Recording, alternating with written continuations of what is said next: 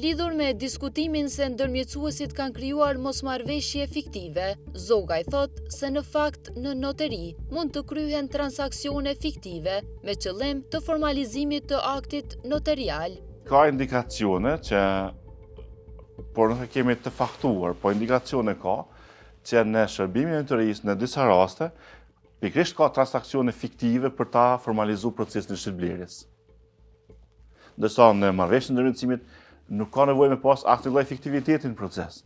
Thjesht mjafton vullneti i palës, i cili ka në të drejtë të konfirmuar nga ligji me bart të subjektit tjetër. Ne kemi pasur klient qoftë edhe në shoqërinë tonë të avokatëve, të cilët kanë ardhur dhe për shkak të pamundësisë së tyre për ta bartur pronën e tyre në emër të vet, kanë filluar që të mendojnë edhe për rrisje të ndryshme që të bëjnë edhe transakcion të dyfisht. Dhe ne gjithmonë e kemi sugjeruar që nuk mund të bëhet një gjë e tillë, për shkak që kemi rrezik juridik dhe rrezik ekonomik në ato çështje. Nuk mund të, nëse një çështje është paguar një herë me çfarë do forme, qoftë me këmbime, qoftë me edhe transakcione jo formale, nëse kanë qenë, nuk mund është ti që edhe një herë ta obligosh palën as noteri e as avokati, që vetëm me qëllimin e krijimit të një kontrate ose të një marrëdhënie të re kontraktuale të bëhet një pagesë dyfisht për një transakcion që është realizuar shumë herët.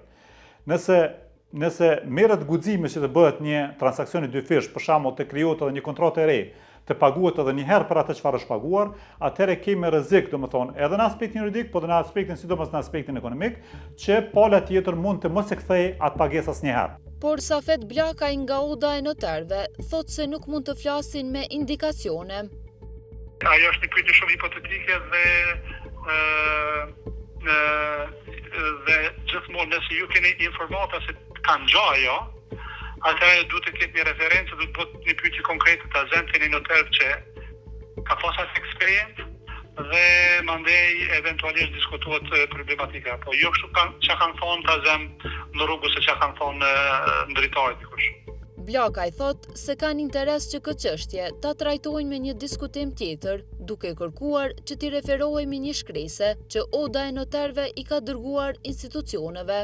Sipas kësaj shkrese, Oda e Notarëve ngrit shqetësimin për marrëveshjet e ndërmjetësimit, duke thënë se në shumë raste janë fiktive pa ekzistuar kontesti mes palëve.